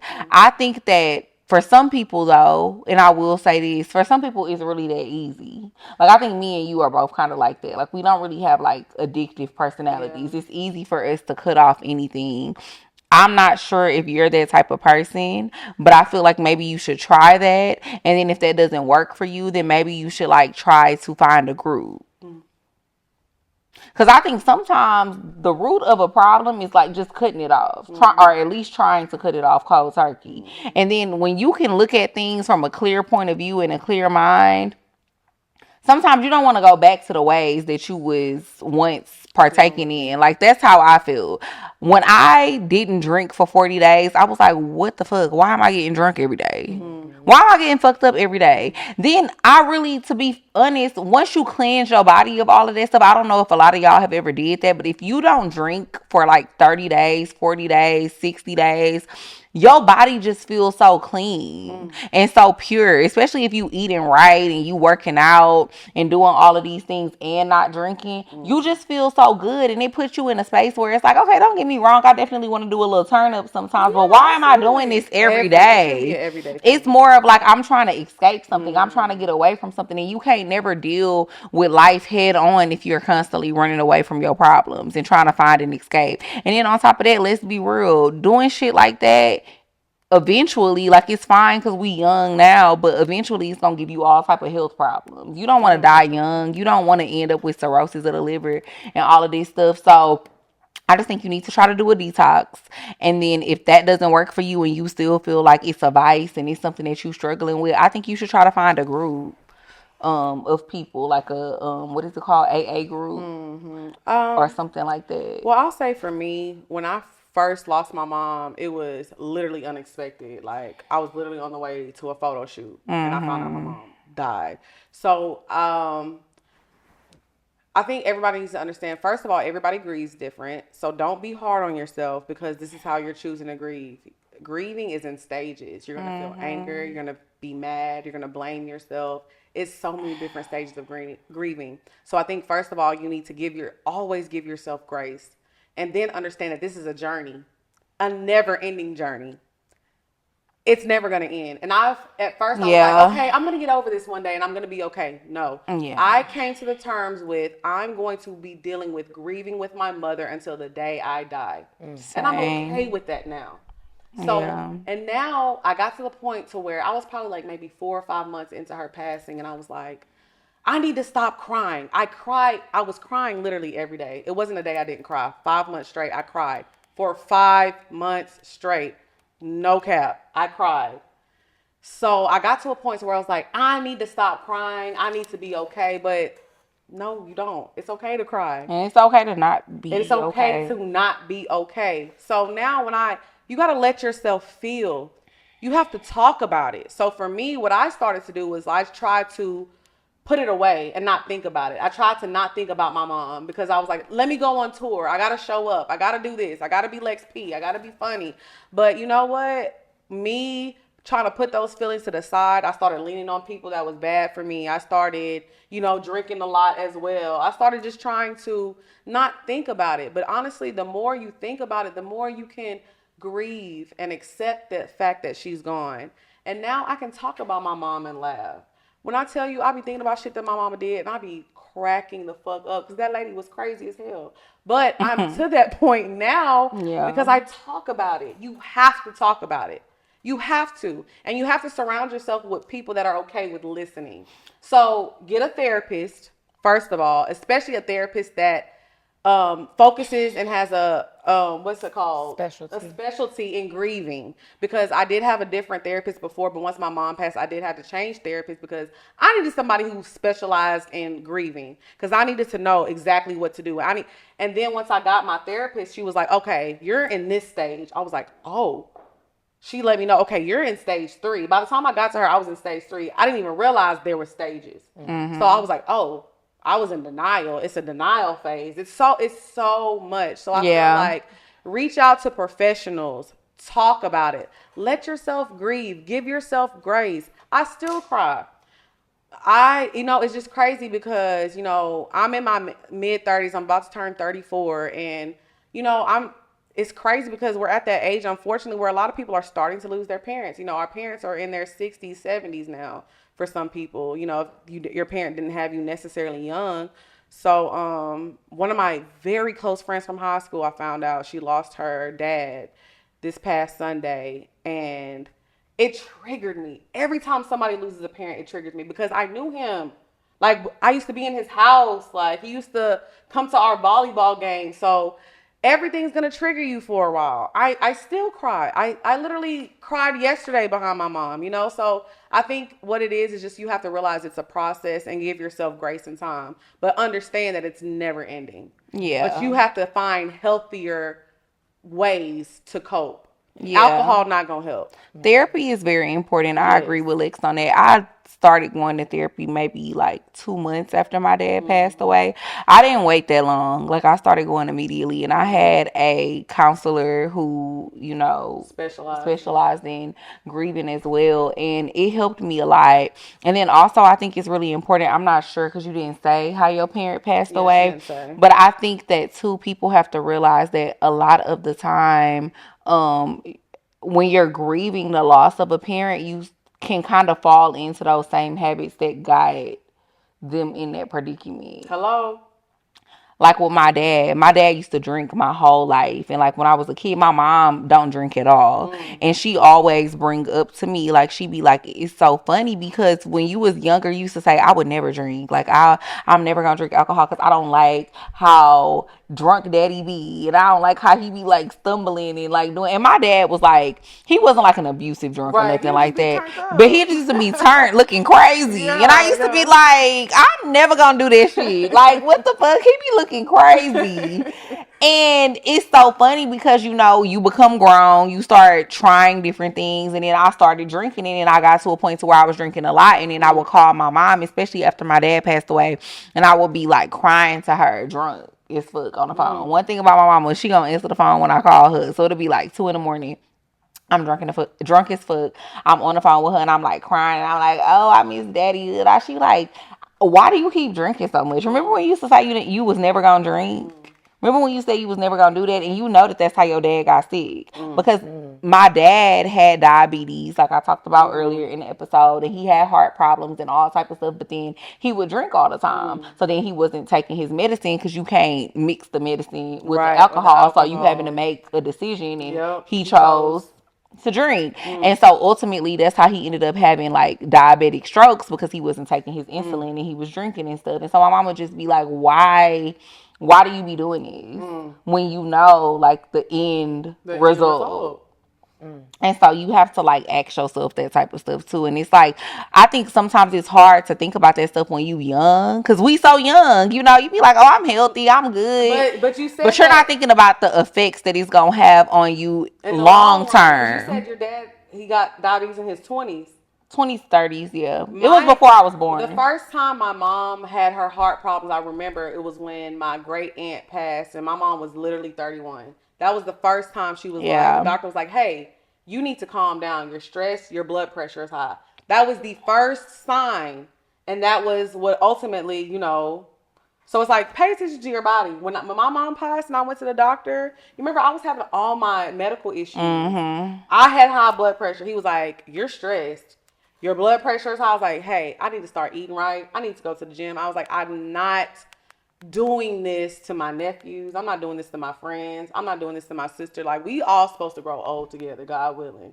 So if you can do anything to prevent that, do that. But just find healthy ways, to cope. Yeah. You know what I'm saying? Because, I think, I don't want to put you on the spot, Ty, because then you lost your mom as well. Yes, 7 years ago. And I went through the same process, being angry, all the different stages of grieving, feeling like it was my fault or like I should have done something more. Everything that they said, I 100% agree. You need to see a therapist. I literally just cried 2 days ago. Yeah. Same. It's like reminiscing. And it it was was like 7 years in. Yeah. 7 years. And what you said about, you know that you're going to be grieving your mom until the day you die. That is so true. Like you're going to always be thinking, even if it's happy thoughts. Right. That's still a process of grieving too, because you're missing this person. You're thinking about this person. You want them to be there for these big moments Right. to celebrate you. So, you know, stay prayed up. Get that journal, get a therapist. And what I do also, I have a group of friends. Like you said, we're getting older and we have friends that are losing their parents. So we kind of buckle together. We lean and support each other so that if you're having a bad day, it's Father's Day, Mother's Day, whatever, we stick together and we're like, hey, how are you? We're checking on. We're like that support group for each other. So I think that's also very important. It is, for sure. The Mother's Day, them Father's Day be hard. Oh, Father's Day be hard. And then August is coming up. Like, and it's so crazy because Lex's birthday is in August. So it's always like a time for celebration, which I feel like is crazy because it's kind of the same thing with my birthday month because me and Lex's mom have the same birthday. So I got to celebrate. Wow.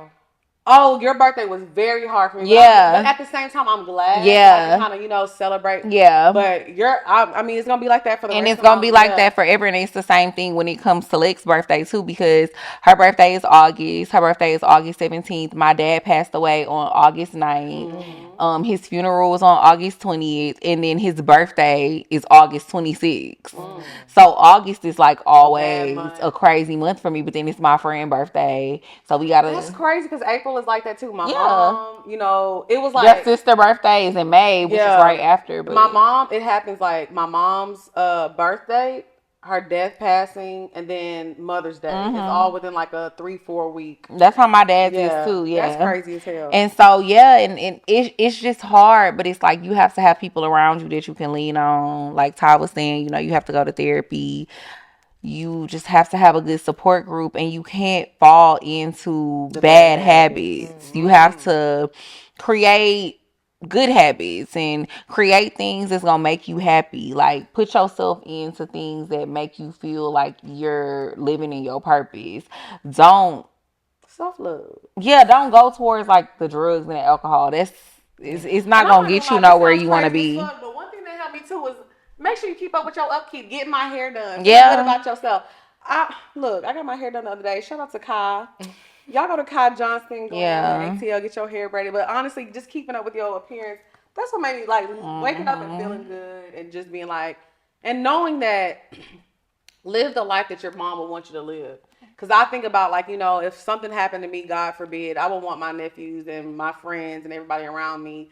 Y'all know what the fuck I want you to do. You better go fucking do that shit. Because I'm going to be pissed off if you just in the house drinking and throwing your life away. You know what I'm saying? So you got to do what, you know that person will want you to do. And drinking is cool. I mean, you know, we having a little drink right now. But in moderation. In moderation. Okay, so now we're going to get to the voicemail. Y'all know we love a good voicemail. Listen, if y'all leave a voicemail, please leave us a 30 to 60 seconds. This is not for advice. Just get things off your chest. Tell us, you know, what you love about the show, what you hate about the show, what you want to see on the show, how you feel about us. Just if you want to get a story off of your chest, something that happened to you real quick, whatever. The number is going to be below on the screen. So make sure y'all call that number and leave a voicemail. So, Thad, what's the voicemail today? All right. Hey, Drea. Hi, Lex P. I just wanted to leave a quick voicemail. I'm a huge Poor fan. I'm a huge Poor girl. I'm a part of the Poor crew, and I just wanted to drop in to give you ladies your flowers while you're still here to smell them. I've been following you for a long time. I've been listening to the podcast since the very beginning, and I'm extremely proud of your growth. I'm extremely proud of where you are. You know, when you guys win, it makes us a part of the Poor crew. It makes us feel like we are winning with you too. So I just want to tell you ladies that I'm extremely proud of you and to keep doing what you're doing. You're beautiful. You all are motivational. You're amazing women, and I really do enjoy tuning in every week to hear you and to see you on YouTube. And I also wanted to say thank you to Lex for the book that she had referred us to for. It stopped. Oh, she was probably talking about the art of letting go. So speaking of that, me and Drea do have our Amazon storefronts linked below. So anything that we do for the item of the week is going to be in our Amazon storefront. So y'all can go shop. Links in the bio, all that good stuff. And I just want to say thank you. Thank you, girl. Sorry we didn't get your name. Yes, but thank you, boo. It's a growth. And I want to say, I love the fact, I always say this, Poor Minds is growing and it's changing and it's turning into something different. I feel like we always have our phases. And I love this phase right now. I feel like we're in our self-love, healthy things phase. So shout out to the Poor Crew. Y'all know we're going to be outside. Make sure you go to pourminds.com and get your tour tickets because we finna be outside cutting up. Use beautycollection.com. Get your things. Anything you want to add? Oh, patreon.com/pourminds. What else? Buy the motherfucking tour tickets, period. We need y'all to come to the show. We ain't trying to have 5 of us in the building. This is a long episode. Shit. They gonna love this one. No guests today. Get the tickets, bookie. Period. And we'll see y'all next week. Bye. Oh, there you go. You know what it is. Clayton English. This your boy Moneybag. I read your part. This your boy Nam Green. And this your boy Moneybag, and we are B2K. Man, stop playing. Listen, man. We not B2K, but we will be in Nashville. This family business, man, for real. That's what this tour is. October 1st. Well, we can be as F2B. Zanies. We ain't none of that shit. Oh, you right. Ain't gonna be no dancing, none of that, man. Gonna be some dancing, some twerking, a whole bunch of Oh, shit. no, none of that. By him, Mr. Ski Yee himself We will be at providing. Back to the topic at hand. We at Zany, October 1st. Yes, sir. Nashville. Nashville. Get where they can get the tickets. 85southshow.com. 85southshow.com. 85southshow.com. Read it. That's it. Matter of fact, click it. Yeah. Come bring your family to be with our family. Hey, And man. maybe we could be family. And bring your little friend or something. Like Bring your little 2K. friend or something. Bro, okay. What y'all got getting B2K? Nothing, bro. What you got? I'm just saying. What's up, y'all? It's your girl, Lex P. And it's your girl, Drea Nicole, and we just wanted to come and talk to y'all and let y'all know that we do have sponsor packages available for this tour coming up. Yes, for Rich or for Poor 2. We do have sponsorship packages available. If you would like to be a sponsor for the live tour, all you need to do is hit us up at DreaandLexShow@gmail.com. That's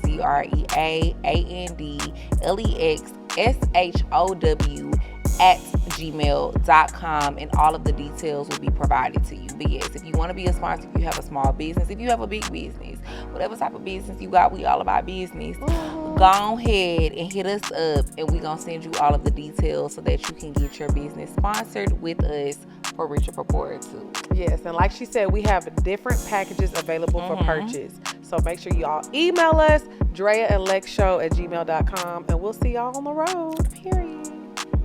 What's up, y'all? It's your girl, Lex P. And it's your girl, Drea Nicole. And we are here to talk to y'all about GoodDayScents.com. Yes, I love me a good candle, and Good Day Scents candles smell so good, and they're soy-based candles. My fave. So there's Delicious. nothing better than getting your house super clean, mopping, sweeping, all that good stuff, and lighting a candle. And let me tell you, my favorite scent is Black Love. I like to manifest that in the air because that's what I want. Yeah. And so, It's vanilla. I feel like you can never go wrong with the vanilla candle. I mean, it's fall time. That's the kind of scents we need. So also, you can use code POUR, that's POUR, and get 25% off of your order. So go to GoodDayScents.com and get your candle and use our discount code and have your house smelling good. I don't know if y'all ready for this one, but we gonna give it to y'all anyway. Javi, drop that shit from the top.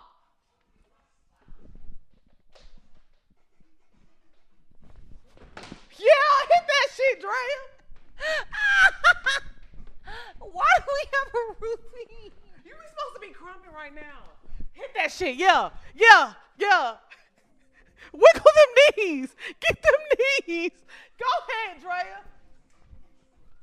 Is it worth it? Let me work it. I put my thing down, flip it, and reverse it. It's yours. It's yours. If he got a big, let me search it and find out how hard I gotta work. Yeah.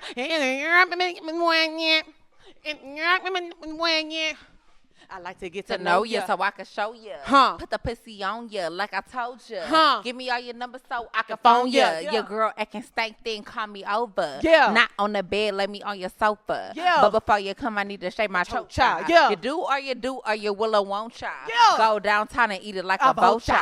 See my hips and my tips, don't ya? See my ass and my lips, don't ya? Lost a few pounds in my waist for ya. It's a better to go ta ta ta. Sex me so good, I say blah, blah, blah. Work it. I need a glass of water. Boy, oh boy, it's good to know you. Is it worth it? Let me work it. I put my thing down, flip it, and reverse it. If it got a big, let me search it and find out how hard I gotta work it. Is that you ate that? Get your nails Yeah. done. Get a pedicure. Get your hair did. Yeah. Boy, lift it up. Let's make a toaster. Stop. Get Closer. closer. Don't I look like a Halle Berry poster? See the Belvedere playing tricks on ya. Girlfriend wanna be like me, never. You won't find a bitch that's even better. I make you hot like a Las Vegas weather. Why you act dumb like? Oh, I thought that was that part. But I could give you what you want. Yeah. I love your braids in your mouth full of floss. But don't see it. Mama don't. You think you can handle this? But don't. Period, Missy. Let me tell you something, Missy. You ate this shit. I put my thing down, flip it, and reverse it. Period. Poor Minds. We on tour. PoorMinds.com. Get y'all tickets, because we going up.